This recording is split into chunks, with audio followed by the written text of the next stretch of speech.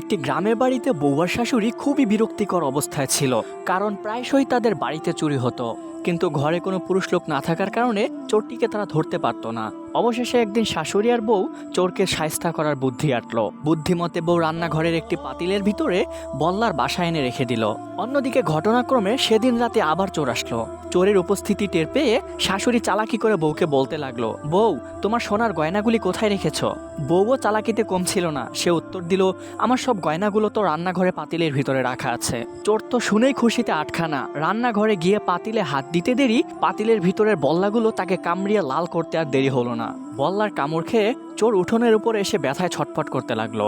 এখন শাশুড়ি চোরের এই ছটফটানি দেখে খুশি হয়ে বউকে রসিকতা করে বলতে লাগলো, ওগো বউ জগত্তারা, এত রাইতে উঠোনের উপর আবার নাচে কারা? চোরও কোনো দিকে কম নয়। শাশুড়ির কথা শুনে চোর উত্তর দিল, যেই ফাত পাইতা থুইছো তুমি, এত রাইতে কে আর নাচবো, নাইচা শুধু মরি আমি।